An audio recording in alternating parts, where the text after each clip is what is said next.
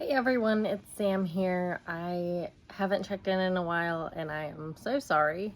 I've been super busy with the PCS, getting the kids into school, all the like random things that happen with 4 kids and a PCS and my husband's civilian job and trying to figure out all of the things so I can get working. And I'm doing this recording outside because I actually got a call while I was at the simulation with the M17 this morning, since I can't work in clinic yet, which I'll address in a second. And my 3-year-old had a fever at daycare, so I got a call to come pick her up.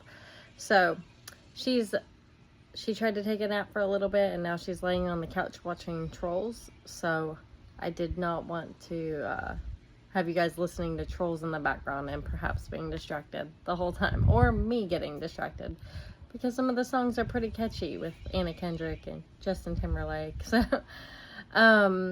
anyway, I wanted to check in. I got signed into First Cav here at Fort Hood, and it's actually, I was like, me and my husband were scared and kind of dreading, because you hear the horror stories of every base, you know, you don't hear so much about the good stuff. But Fort Hood's actually not that bad for me. We live on post, but it's like West Fort Hood. So you have to go off post and then back on post. And it's like a quiet neighborhood. I go running every morning around like 5 days a week. And I don't know, it's super quiet and nice, and I like it so far.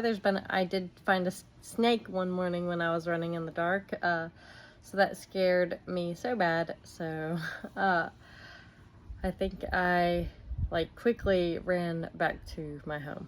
So there's also wolf spiders everywhere, and I know they don't really hurt anything, but they give me the creeps. So there's that.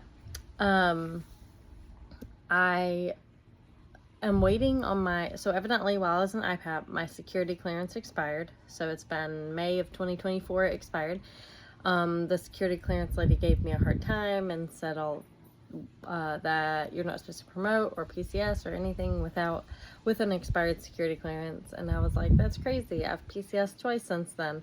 So I sent it to my S2, and of course they sat on it for a week or so, said their Adobe wasn't working right.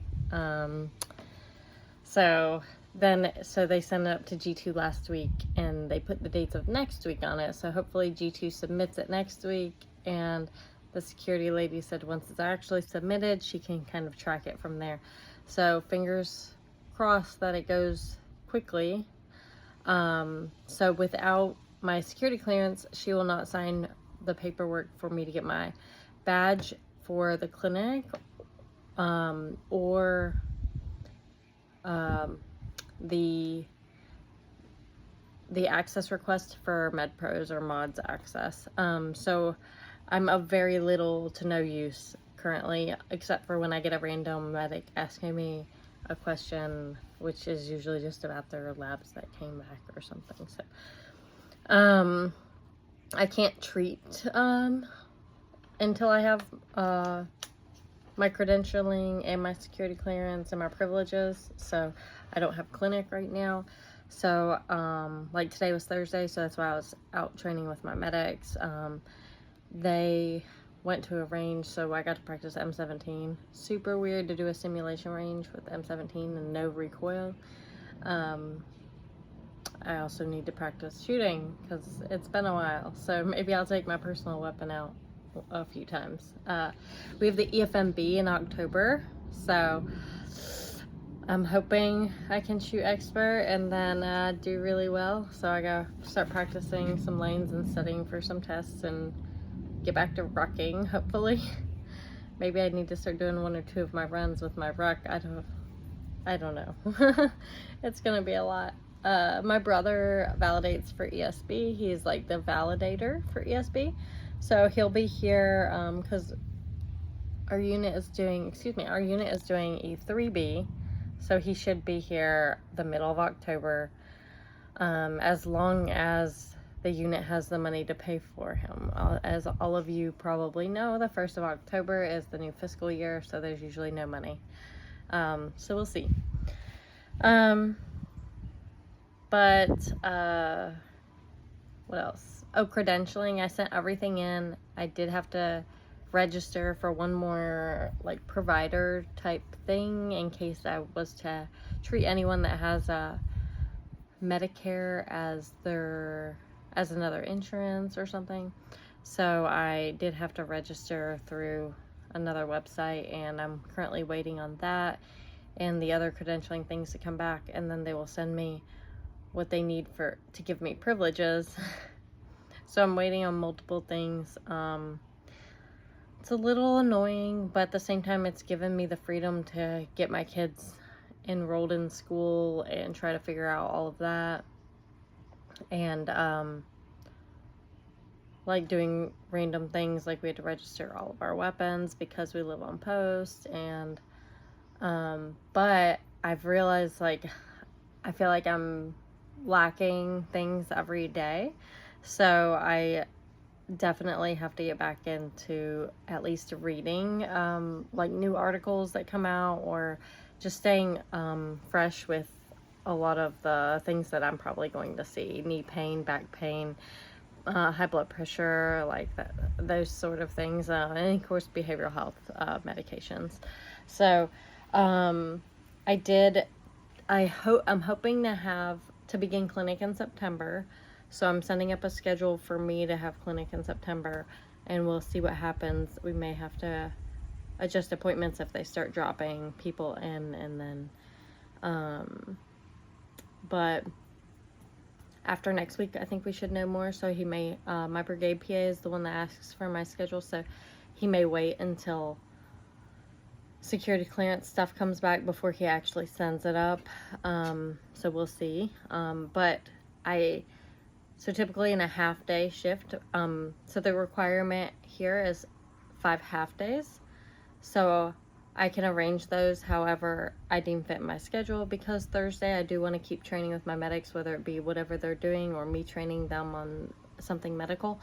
I do want to, I'll probably do like 1 full day a week at least, and then like 4 half days, or I might do, I might change it depending on like if there's something going on also that I want to be a part of.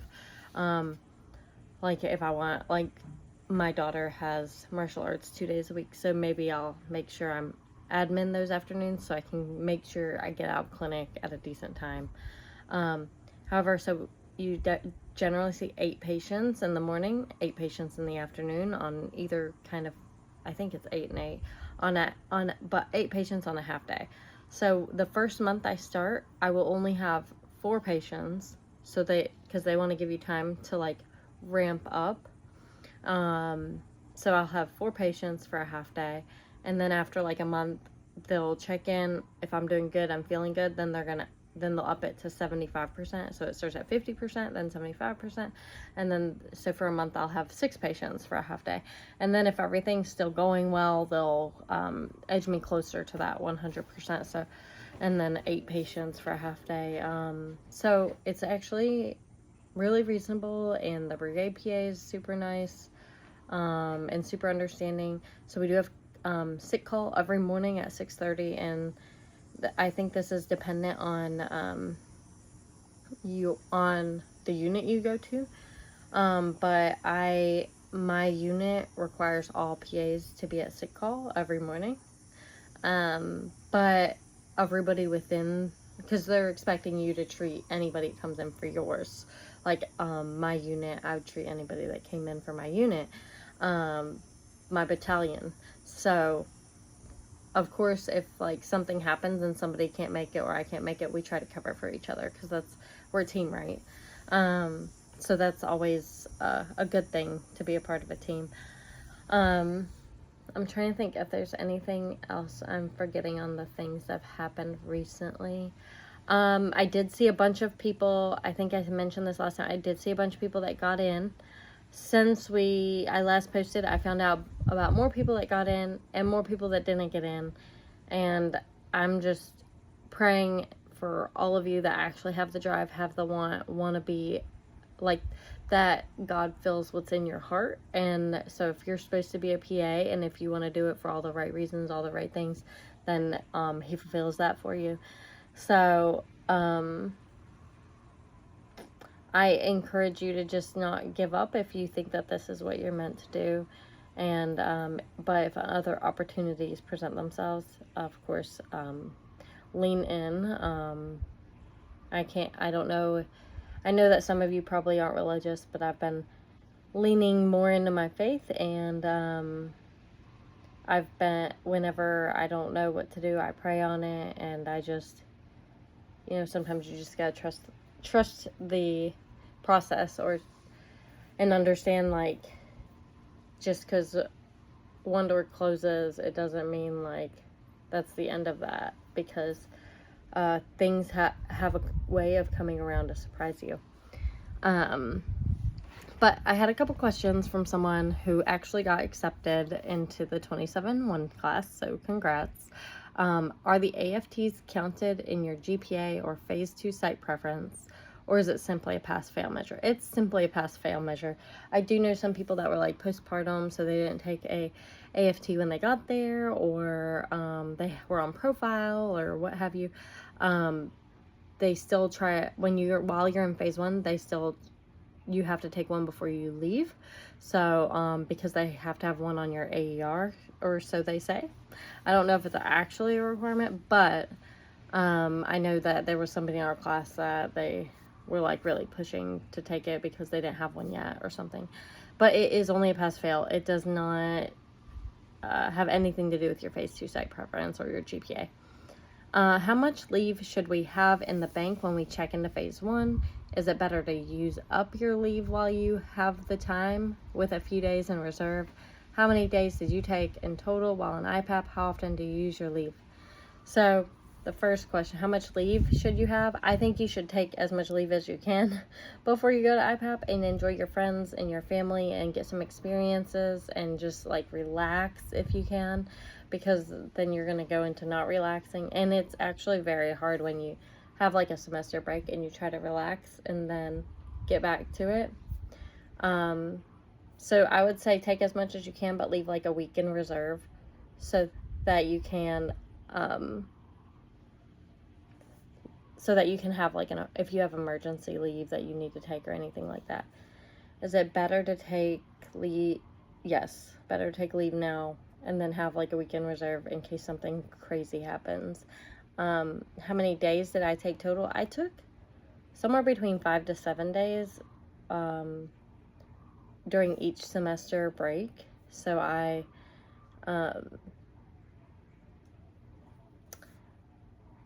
each semester break you get a week off, so I would take that time. You don't have to, though. If my family was in Texas, I don't know if I would have taken that, because other people went in for like 1 or 2 days to reset the like labs and stuff in between semesters, and that was all they did during that week. So, and because some people came with no leave, or they were like, all right, I'm not taking leave this break because I want to take like my full Christmas leave, because Christmas you get 2 weeks instead of 1.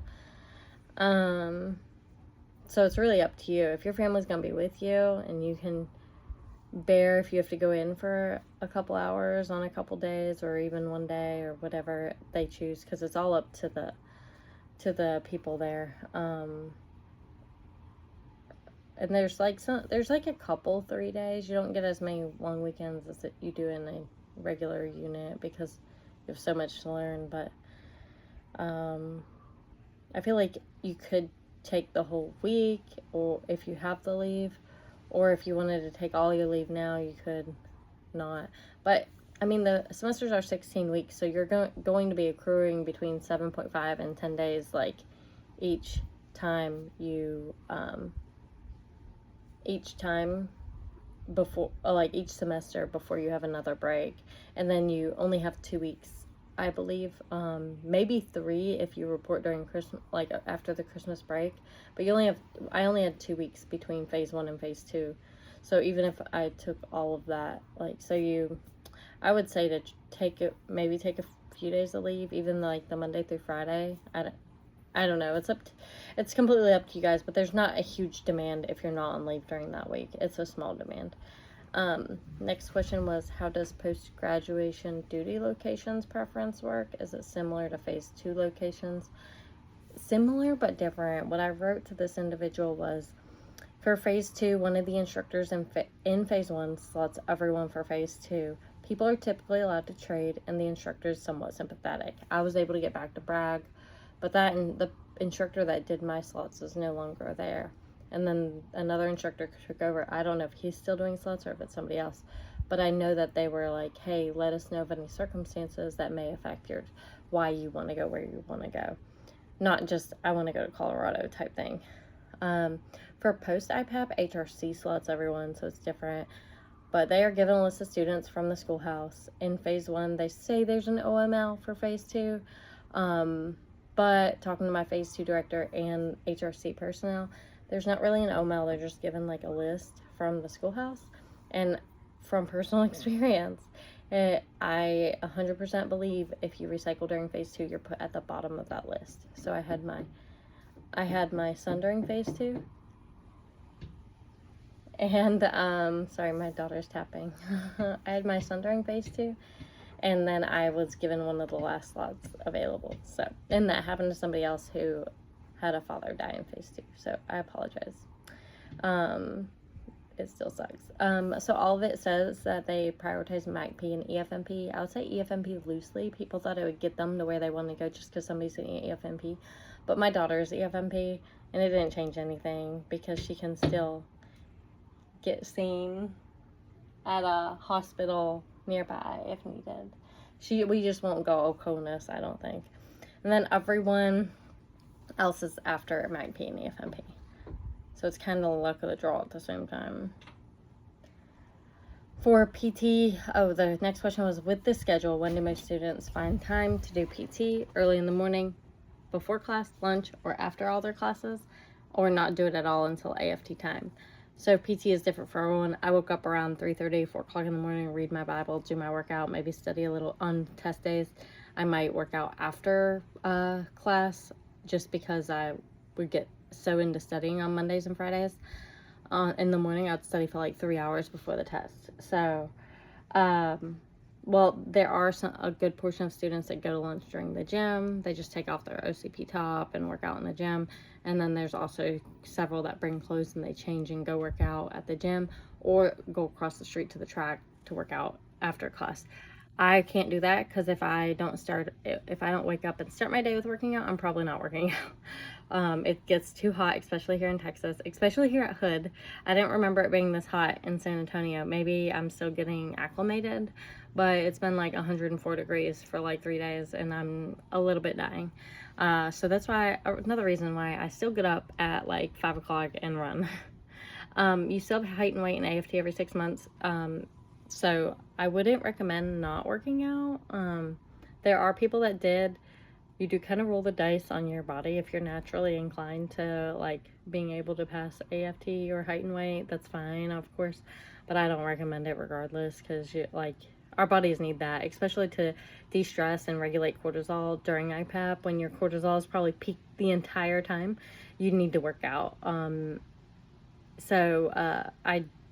don't recommend it. People did it, and people did get flagged for height and weight and AFT failure during IPAP. So don't let that be the reason that you don't become a PA either, So you won't get recycled unless, like, you fail, and then you fail again, and then you're getting kicked out of the Army. But it's not going to be, if you get flagged, it's not going to be a showstopper. You just gotta get better and get unflagged. I hope this helps. I've talked with some people about their packets that maybe didn't get in, or maybe this is going to be their first year applying. I hope to be practicing in September. I hope to have a little more free time between now and then in case anybody emails me more questions or in case there's more concerns with packets. And then once I get started with clinic, I will be training medics on Thursdays, and then the other days working in the clinic. And then of course I have 4 kids and a senior in high school, junior in high school, starting pre-K, and then a 1-year-old. So it's kind of like the worst of all the worlds almost. But we're busy, but it's all for good things. If I probably forgot to say something that I meant to say. I didn't make any notes this time because I was just like, oh, I have a few minutes, let me go record real quick. But if anybody has any questions, if anybody has any concerns, if you're at Hood and you need to have a chat, I'm around. And yeah, I don't know. Have a wonderful day. Good luck with all your packets, and I'll say extra special prayer for those that did not get in, that feel that their life is called to serve this way. And if you're at Hood or in the Hood area, come to me with church on Sundays. Email me and I will tell you where and when, and then you can come sit with me and my family if you want, or not. Or have a great rest of y'all's week. This is gonna be July's video, and I'm sorry I've lagged on videos. Hopefully next month I'll be better. All right, thanks guys. Bye.